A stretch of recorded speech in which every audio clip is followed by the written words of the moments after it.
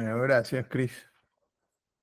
Bueno, para los que se van a conectar en el video, recién empezamos, pero me olvidé de grabar al principio, así que, pero recién arrancamos. Vamos a leer del versículo 23 al 28. Hebreos 11, 23 al 28, dice, por la fe Moisés, cuando nació, fue escondido por sus padres por 3 meses, porque le vieron niño hermoso y no temieron el decreto del rey. Por la fe Moisés, hecho ya grande, rehusó llamarse hijo de la hija del faraón, escogiendo antes ser maltratado con el pueblo de Dios que gozar de los deleites temporales del pecado,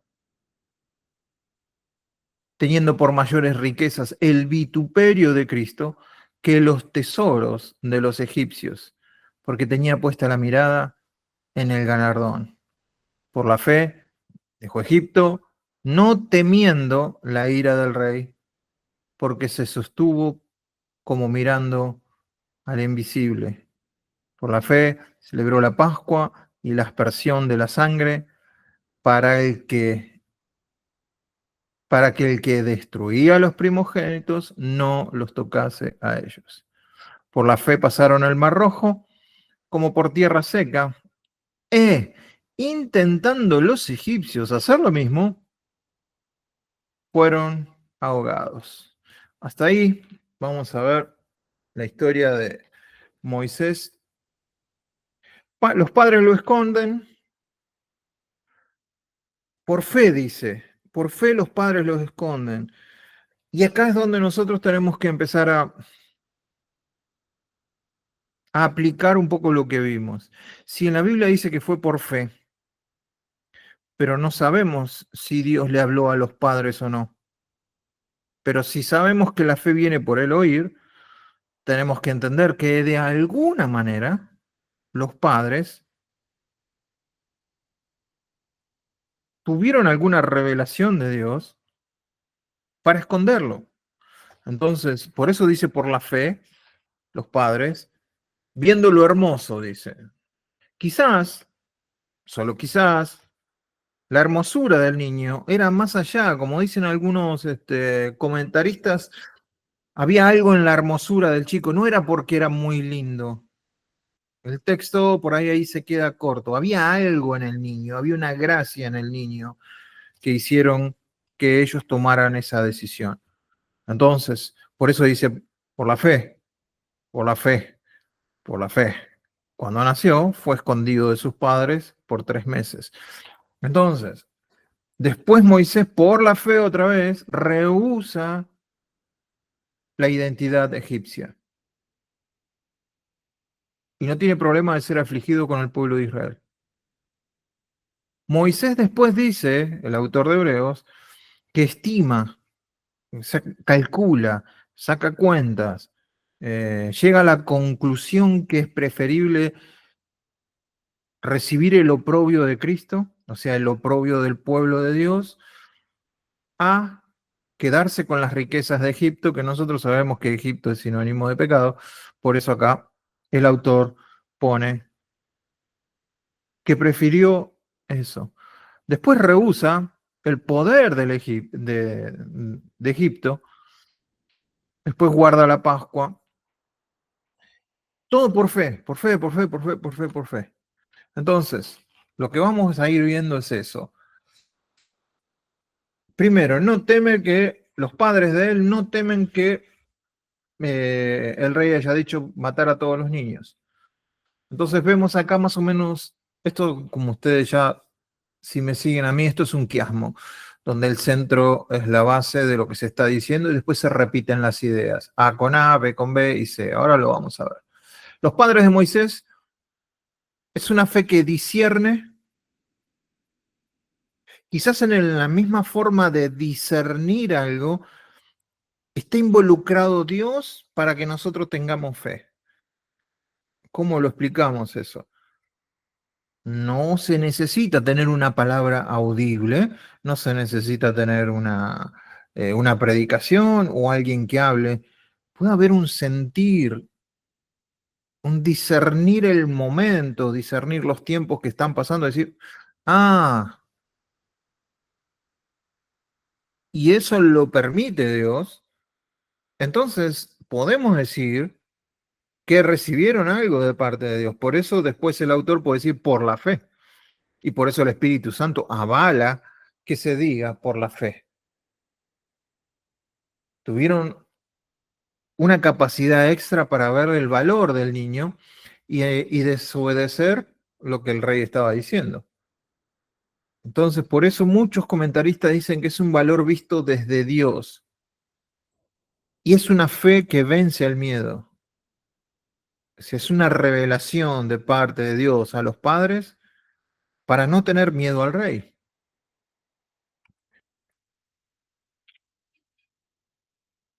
Moisés renuncia y reelige, rehúsa ser llamado hijo de la hija del faraón y elige el oprobio de Cristo como riqueza mayor. Entonces acá vemos que por la fe hay una elección. Por la fe, él toma una elección. Y eso es lo que está resaltando el autor. Entonces vemos que disciernen los padres. Él elige. Después dice, estimó el reproche de Cristo, o sea, el vituperio, como mayor a los tesoros de Egipto. Y dice que miraba, fijaba la mirada, la recompensa en algo que no eran los placeres de este mundo que le podía dar Egipto. Entonces acá recibe identidad, tiene elección, asume el costo por una recompensa monetaria, no. Si dirigir o llevar al pueblo por el desierto fue doloroso para él, complicado. Sin embargo, él esperaba una recompensa, esperaba la tierra nueva, esperaba la tierra prometida y no la pudo ver.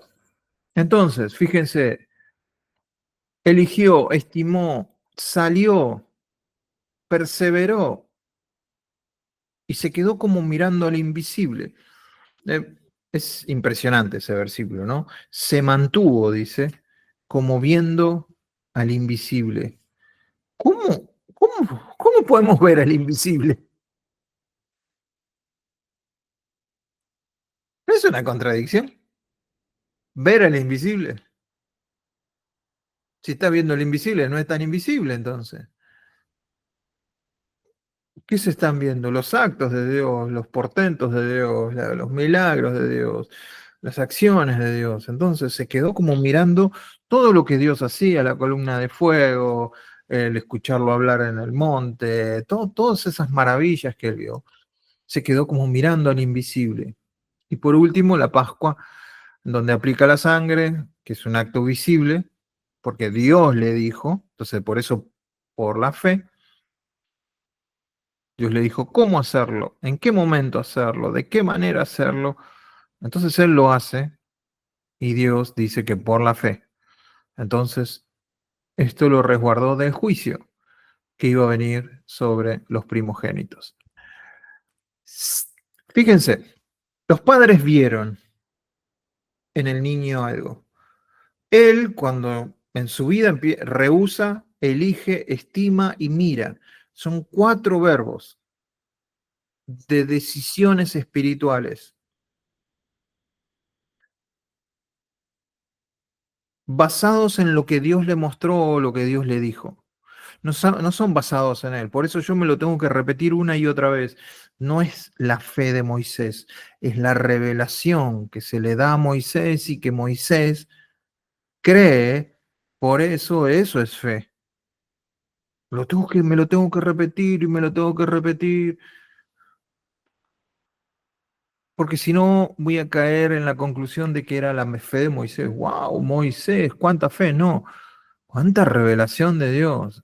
Si le tenemos que poner algo a Moisés, decir, bueno, creyó, pero creyó lo que Dios le mostró. Entonces rehusó. Es un acto consciente de desprendimiento. Dijo que no a una identidad, dijo que no a un beneficio, dijo que no a un título, que le garantizaba poder y seguridad en Egipto. Entonces, a veces la fe comienza con una renuncia, ¿no? Dios pone una palabra y nosotros tenemos que renunciar a otra cosa. Generalmente pasa eso. Cuando viene algo de Dios, quiere decir que algo no es de Dios. Y a eso que no es de Dios le tenemos que dar la espalda. Y a veces eso entra en conflicto. Parece que en Moisés no entró en conflicto, por lo menos no está registrado. No es solo agregar a Cristo, es negar un falso centro. Negar un falso centro. Y en este caso era Egipto, la potencia mundial en ese momento. Como que hoy te ofrecieran ser, no sé, el hijo de Donald Trump, más o menos. Eh, no sé, aunque no fuera cristiano lo pensaría dos veces igual.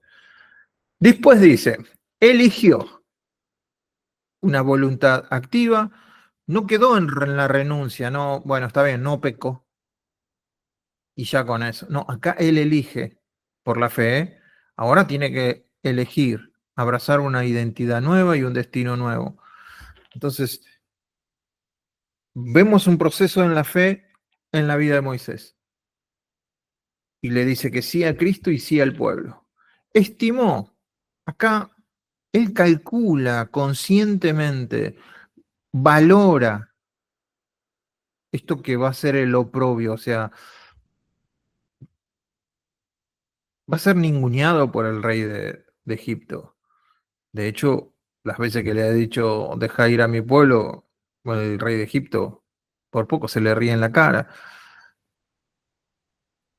Pero bueno, él sigue con lo mismo. Estima, pero estima que es mayor Cristo que todo lo otro. Es mayor Cristo que la vergüenza que puede pasar. Es mayor Cristo que las penurias que puede pasar. Y entonces después mira, como mirando, apartando la vista de todo lo demás, y el enfoque es en... El original dice una solamente. O sea, más que mirar al invisible es una solamente con Dios. Un solo enfoque con Dios. Lo que Dios dice es lo que percibo con mi corazón, con mi mente. Entonces, así, esa fue la actitud de él. Y después vamos a ver que Jesús es el nuevo Moisés, ¿no? Y Jesús caminó como Moisés. No la pifió al final como Moisés, pero el hecho de mirar. Acá está el quiasmo, fíjense. Las dos A, o sea, las dos ideas principales del versículo 23 y del versículo 28 tratan de no temer un decreto de muerte. Esas son las dos ideas que riman en este quiasmo. No tener temor de un decreto de muerte en la Pascua y en los padres de Moisés. ¿Sí? Las dos ideas muy complementarias.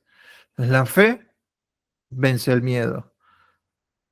La revelación que Dios te da produce valentía y ausencia de temor. No tenemos temor, Dios no nos ha dado un espíritu de temor, sino de amor, dominio propio. Entonces, cuando viene la revelación de Dios en nuestras vidas, una de las características es que perdemos el miedo, sobre todo a la muerte. Las dos ideas en el punto B muestran un rechazo de Egipto. Primero, renuncia a ser llamado hijo de la hija del faraón y después deja Egipto sin temor al rey. Entonces, la fe renuncia al sistema de este mundo. Primero, la fe te quita el miedo a la muerte. La fe, la revelación de Dios, nos ayuda para que este mundo no sea eh, deseable para nosotros. El sistema de este mundo, no estoy hablando del mundo como geografía, sino placeres de este mundo, sistema de este mundo, el sistema anti-Dios de este mundo. Entonces esa revelación de Dios cuando viene a nuestras vidas y nosotros la aceptamos, No tenemos problema con dejar cosas que son del sistema de este mundo, como pasó con Moisés. Y el centro, el núcleo, que viene a ser el clímax, la verdad principal, es el versículo 26. El oprobio de Cristo es mayor a los tesoros de Egipto. Fíjense que hay un paralelo con Pablo. Pablo estudió en las mejores escuelas como Moisés. Moisés estudió en las mejores escuelas disponibles en ese mundo, en el mundo en ese tiempo. Pablo estudió en las mejores escuelas disponibles en el mundo en ese tiempo, tanto en Damasco, en la Universidad de Damasco, o a los pies de Gamaliel. Fíjense, y Pablo llega a la conclusión, lo tengo todo por basura, lo tengo todo por bosta, lo tengo todo por estiércol, con tal de conocer a Cristo.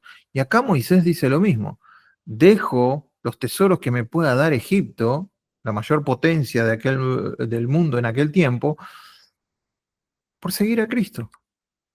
La lógica del pasaje es un cálculo espiritual. ¿Y qué dice? Que la riqueza mayor es Cristo. Como ya nos tiene acostumbrado el autor de Hebreos, que Jesús es mayor que el sábado, que Jesús es mayor que los ángeles, que Jesús es mayor que Josué, que Jesús es mayor que los sacerdotes, que Jesús es mayor que el templo, que Jesús es mayor que... Entonces, otra vez, acá Jesús es mayor que la potencia más poderosa en el mundo. Y el autor de Hebreos resalta por medio del Espíritu Santo esa actitud de Moisés. Fíjense que no resalta las cosas negativas de Moisés, las veces que se equivocó. Lo deja comparado como un hombre de fe. Y eso lo vamos a ver al final. Versículo 29, ¿qué dice? 11:29. Por la fe pasaron el mar rojo como por tierra seca, e intentando los egipcios hacer lo mismo, fueron ahogados. Clave, el mar se va a abrir y vos vas a pasar por ahí. La palabra de Dios viene por la fe. Cruzaron el mar rojo y los egipcios no tuvieron esa palabra de Dios. Y así les fue. Entonces, ¿qué vemos acá? Algo importante. Fe obediente versus la presunción imitadora. A veces nosotros queremos imitar a alguien que le creyó a Dios y creemos que nosotros vamos a tener los mismos resultados. Pero si nosotros no tenemos esa palabra de Dios para nosotros, estoy siendo presuntuoso de que va a funcionar conmigo. Es como, no sé, después de Pedro de salir de la barca para caminar sobre el mar, hubiera salido, no sé, Lucas. No, Lucas no estaba ahí. Juan, hubiera salido de la barca Juan. Ah, sí, él camina, yo también. Y todavía lo están buscando, Juan. En el fondo de... ¿Por qué? Porque la palabra fue a Pedro, ven. Entonces, cualquiera de los otros discípulos que hubiera dicho, bueno, yo también, tendría que haber esperado la palabra de Jesús que le dijera, bueno, sí, vení. Pero no podían accionar sobre la fe de Pedro. ¿Se entiende eso, no? Sobre la palabra que fue a Pedro.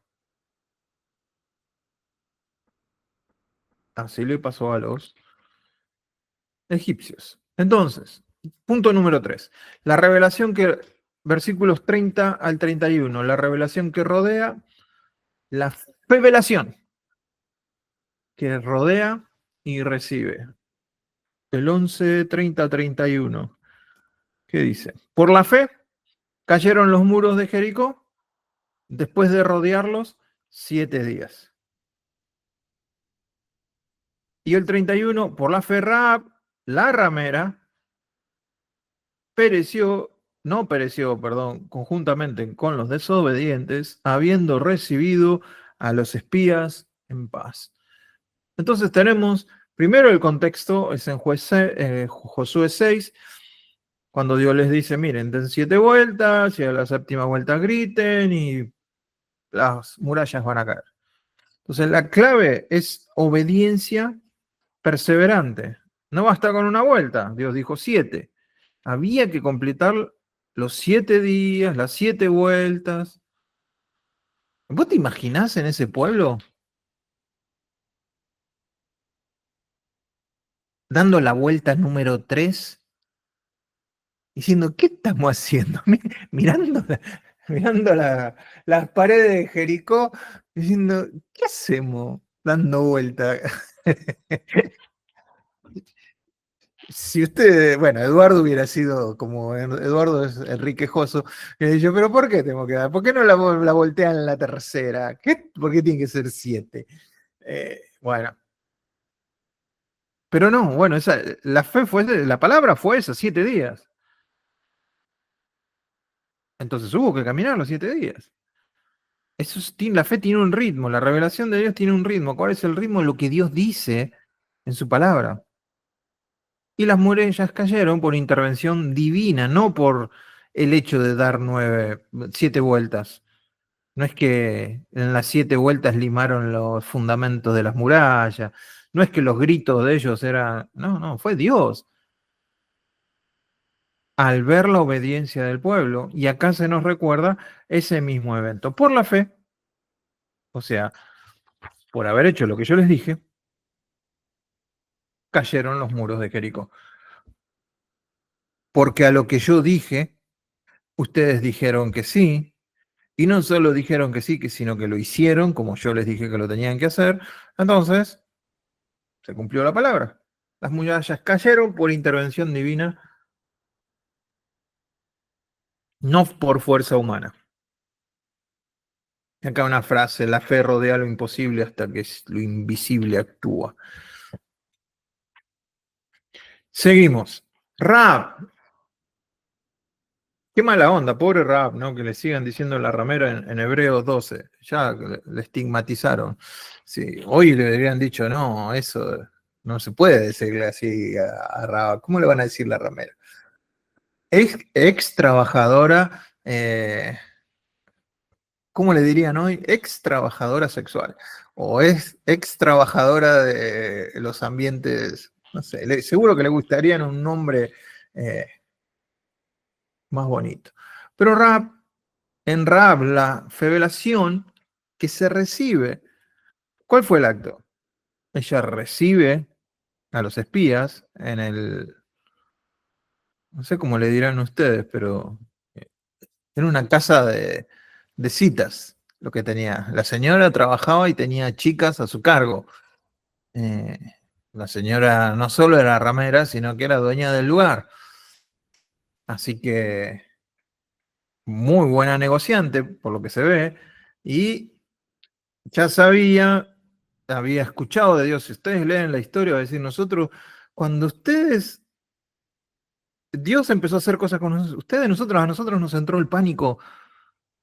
Ustedes no creyeron y estuvieron después un montón de tiempo dando vueltas, pero nosotros teníamos miedo al Dios de ustedes. Entonces vemos un contraste. La ciudad de Jericó estaba cerrada y endurecida. Hubo destrucción. Raab, una mujer abierta y receptiva, no por causa de su profesión, sino por causa de su receptiva y abierta a las cosas de Dios, obtuvo salvación. Vemos la gracia en los dos casos, ¿no? En ella, sobre todo, no era israelita, no tenía linaje, no tenía reputación, o tenía una reputación discutible para aquel tiempo. Sin embargo, es injertada en el pueblo y es la tatarabuela de Jesús. Así que, si el Espíritu Santo se le da por ponerle a Rahab la ramera, sabiendo que es la tatarabuela de Jesús, no tiene problema, parece, ¿no? Porque Jesús le habrá dicho, che, no la pongan así a la abuela.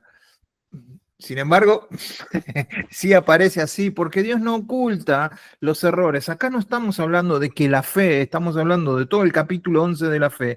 La fe no tiene nada que ver con lo moral. La fe no es moral, es amoral. De hecho, y no es, la fe no es algo para que nosotros seamos mejores personas. La fe es creerle a Dios en un momento determinado y en un momento específico por lo que Dios dice. Y ellos están siendo reconocidos por eso. No sabemos si Rahab después fue buena gente. No sabemos si fue mala gente. No sabemos, bueno, sí, en Sansón sí lo sabemos y en otros sabemos que metieron la pata. Pero acá se resalta ese momento en donde le creyeron a Dios. Versículo 32. Y el autor dice, ¿y qué más digo? Porque el tiempo me faltaría, se está quedando sin tiempo el hombre. Ya se dice, ya llevo 11 capítulos. El día que lo estudie Eduardo con los chicos del cara a cara va a ser muy largo. Dice, bueno, entonces dice, me faltaría tiempo de contar de Gedeón, de Barak, de Sansón, de Jefté, de David, así como de Samuel y de los profetas. Acá cambia el ritmo. Ya dice, bueno, no puedo hablar de todo porque me va a quedar muy largo esta exhortación que les estoy haciendo a los creyentes hebreos. Cambia el ritmo. Es como que ahora, vieron que, no sé si se dieron cuenta ustedes cuando el predicador está predicando y cambia el ritmo para generar el aplauso, ¿no? Y para generar el, oh, gloria a Dios. Y entonces, y los políticos hacen lo mismo, ¿no? Dicen cualquier estupidez, pero le cambian el ritmo y ya la gente, como le dijeron a un hermano que no sabía predicar y lo invitaron a predicar, no sabía no había leído ni la palabra. Dice. Entonces, la recomendación fue, vos subí, decilo con autoridad. Decí cualquier cosa, pero decilo con autoridad. Y si lo decís con autoridad, va a estar bien. Y, y así lo hizo. Y dice que le fue bien. Pero no predicó la palabra. Bueno, miren, Gedeón, inseguro, miedoso, pide señales una tras de otras. Aún así confía en Dios con solo 300 hombres. Entonces acá que vemos, una fe débil que confía en un Dios fuerte. Una fe débil, una creencia débil a un Dios fuerte, porque la revelación es de Dios. Y uno puede creerla un poquito, pero mientras ese poquito le alcance a Dios, basta.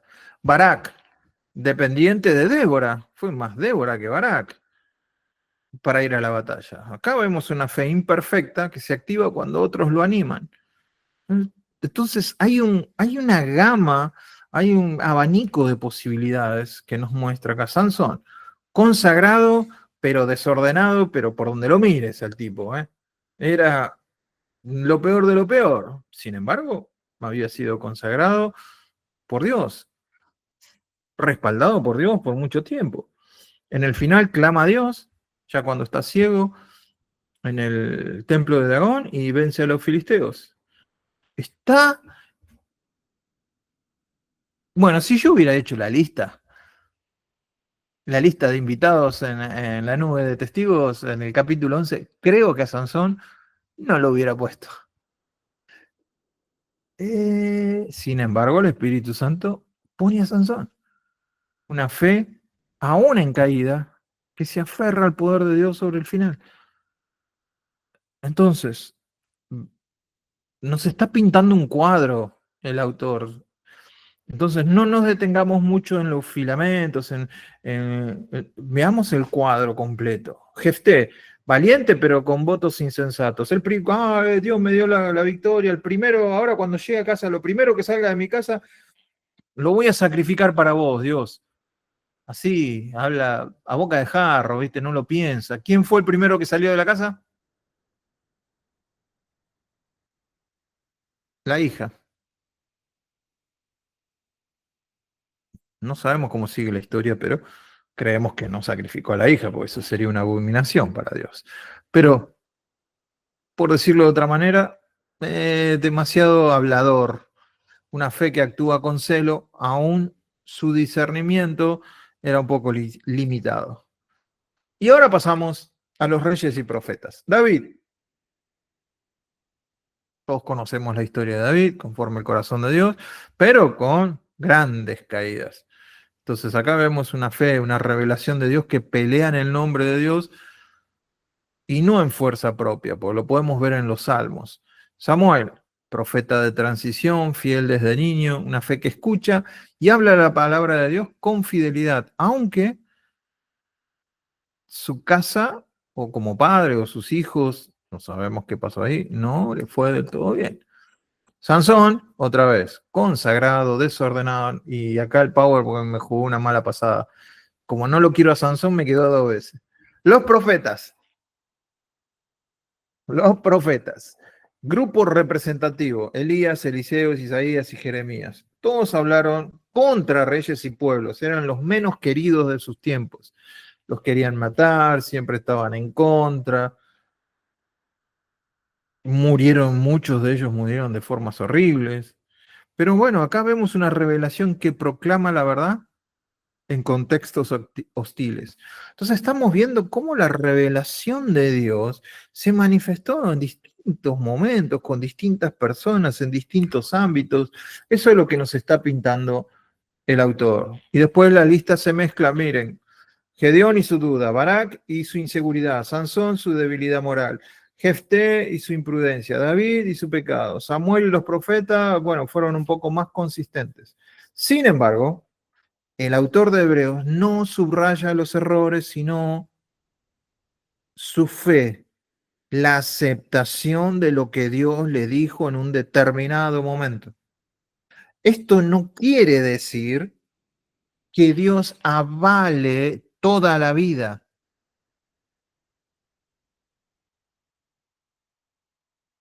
A mí me gusta mucho esta frase, se las voy a regalar. No es mía, pero tampoco sé de quién es. Que Dios te use no quiere decir que Dios avale todo en vos.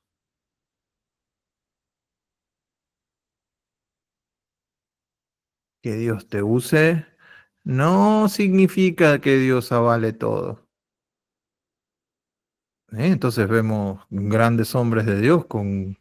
Uno dice, ¿cómo puede ser que este hombre todavía hable y la gente se salva, la gente se sana, la gente se queda libre, pero si su vida es un Ok, Dios los usa, pero eso no quiere decir que avale lo que están haciendo con sus vidas. Son dos cosas distintas, no las mezclemos. La fe no es perfección moral ni psicológica, sino responder a la voz de Dios en el momento justo, decisivo. Dios no necesita héroes impecables, necesita corazones que respondan.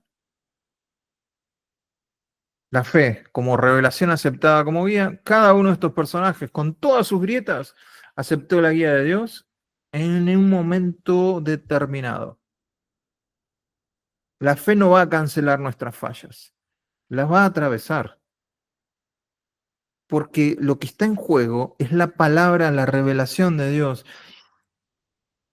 Y si está en juego lo que Dios dice, Él lo tiene que respaldar, mucho más allá de las fallas de la vasija que recibe de esa revelación.